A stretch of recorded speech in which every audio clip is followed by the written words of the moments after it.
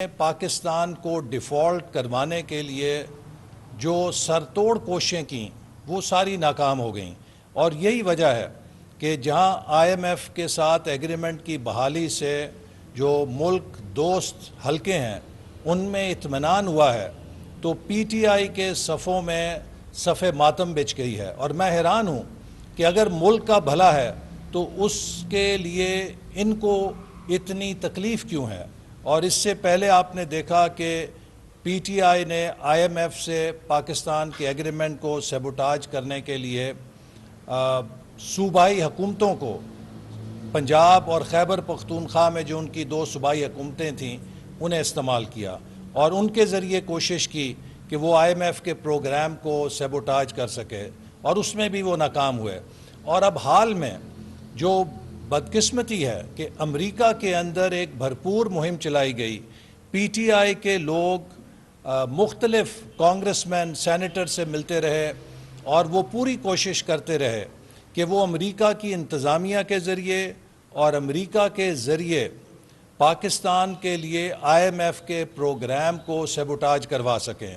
پاکستان پہ پابندیاں لگوا سکیں، پاکستان پر ویزوں کی پابندیاں لگیں۔ پاکستان میں آج تک کسی نے بھی، چاہے وہ کتنا بھی حکومت مخالف ہو، ریاست مخالف سرگرمیاں نہیں کی تھیں۔ عمران خان اور ان کی جماعت نے پاکستان کی ریاست کے خلاف جس طرح پاکستان کے برانڈ کو نقصان پہنچانے کی کوشش کی، جس طریقے سے انہوں نے پاکستان کے کلیدی مفادات کو نقصان پہنچانے کی کوشش کی، میں سمجھتا ہوں کہ اس کی کوئی مثال ہماری تاریخ میں کم از کم نہیں ملتی۔ ہم نے جنرل مشرف کے بدترین مارشل لاء کا سامنا کیا، پیپلز پارٹی نے جنرل ضیاء الحق کے مارشل لاء کا سامنا کیا، لیکن کبھی کسی سیاسی جماعت نے اپنی سیاسی مخالفت کو ریاست مخالفت میں تبدیل نہیں کیا تھا۔ کبھی کسی نے برانڈ پاکستان کو نقصان پہنچانے کی کوشش نہیں کی تھی، لیکن پی ٹی آئی اور عمران خان کے حمایتیوں نے جس طریقے سے برانڈ پاکستان کو ڈیمیج کرنے کی کوشش کی، جس طریقے سے اپنی اوورسیز حمایت کو پاکستان کے مفادات کے خلاف پاکستان کو بدنام کرنے کے لیے استعمال کیا، یہ نہایت ہی افسوسناک ہے۔ اور میں سمجھتا ہوں کہ وہ تمام لوگ جو اپنی معصومیت کے اندر یا کسی سیاسی ناتجربہ کاری کی بنا پر ان ساری سرگرمیوں میں ملوث تھے، انہیں ضرور اس بات پہ ٹھنڈے دل سے غور کرنا چاہیے کہ ہم میں سے کسی کی بھی سیاسی وابستگی پاکستان سے اور پاکستان کی ریاست سے جو ہمارا تعلق ہے اس سے بڑی نہیں ہے۔ ہم سب پہلے پاکستانی ہیں،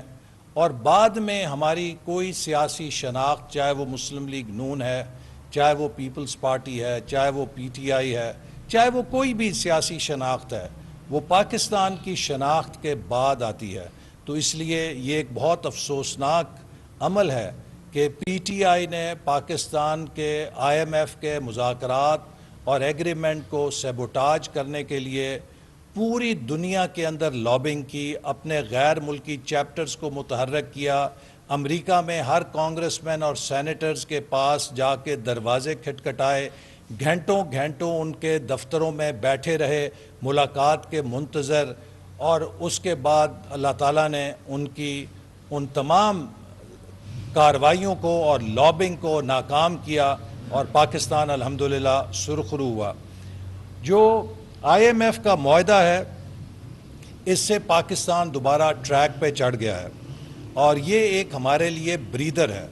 یہ ہمارے لیے سلوشن نہیں ہے۔ آئی ایم ایف نے اور اس ایگریمنٹ نے پاکستان کو ایک موقع دیا ہے کہ ہم اس موقع کا فائدہ اٹھا کے پاکستان کو ٹرن اراؤنڈ کریں، اور پاکستان کو ٹرن اراؤنڈ کرنے کے لیے کسی اور کو نہیں، پاکستان کی قوم کو اور ہم سب کو مل کر کوشش کرنی لازم ہے۔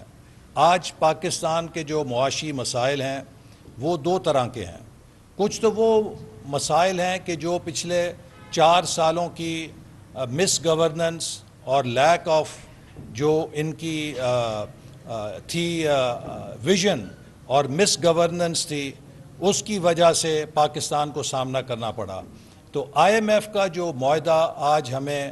کامیابی کی صورت میں ملا ہے، یہ میں ایٹ بیسٹ کہوں گا کہ ایک ہمارے لیے موقع ہے، یہ ہمارے لیے مستقل سلوشن نہیں ہے. اور اس میں جو کامیابی ہے وہ پوری قوم کی دعاؤں اور اس ٹیم کی جو وزارت خزانہ میں تھی اور جس کو وزیر اعظم شہباز شریف نے فرنٹ فٹ سے لیڈ کیا، اس کی کامیابی ہے. اور یہ بات قوم کبھی نہیں بھولے گی کہ اس معاہدے کو ناکام کرنے کے لیے پی ٹی آئی کے اوورسیز چیپٹرز کے ذریعے پوری دنیا میں لابنگ کی گئی. پوری دنیا میں پی ٹی آئی کے اوورسیز چیپٹرز نے وہاں کی حکومتوں پر ان کے ذریعے کوشش کی کسی طرح وہ آئی ایم ایف پر دباؤ ڈال سکیں کہ وہ پاکستان سے یہ معاہدہ کینسل کر دے یا اس کی تجدید نہ کرے.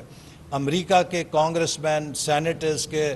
دفتروں کے باہر گھنٹوں گھنٹوں یہ بیٹھے رہے انتظار میں، اور 2-4 منٹ کی جو موقع ملا اس سے انہوں نے وہاں پر پلیڈ کیا کہ امریکہ پاکستان پر اقتصادی پابندیاں لگائے، امریکہ پاکستان پہ ویزوں کی پابندی لگائے. اور میں سمجھتا ہوں کہ ان سب پروپیگنڈے اور منفی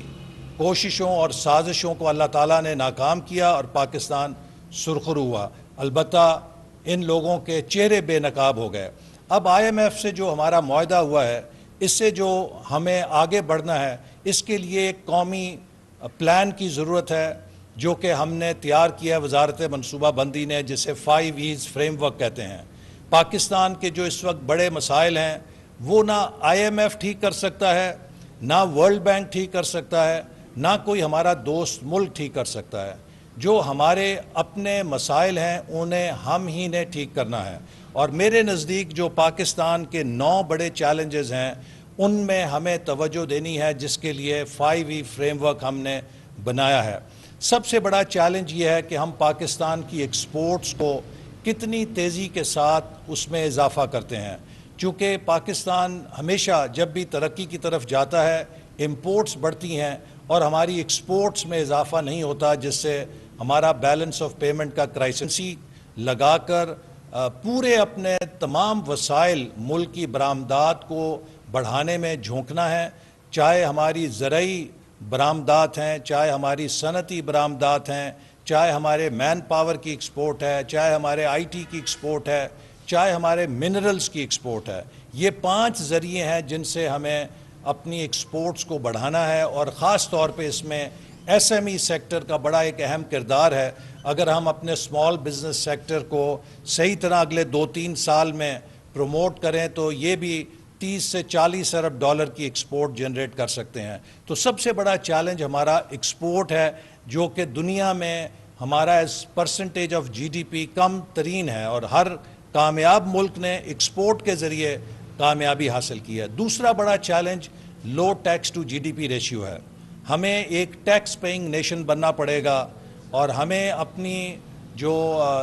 عادات ہیں اس میں ریاست کو ترقی کے لیے وسائل دینے پڑیں گے. اگر پاکستانی اپنی دولت اور اپنی آمدن سے ٹیکس نہیں دیں گے تو پھر ریاست کو کشکول لے کر دوسروں سے بھیک مانگنی پڑے گی. اگر ہم خود انحصاری کے راستے پہ چلنا چاہتے ہیں، اگر ہم اپنے پیروں پہ کھڑا ہونا چاہتے ہیں، تو پاکستان کو اپنی آمدن سے اپنے tax to G D P ratio کو ٹھیک کرنا ہے.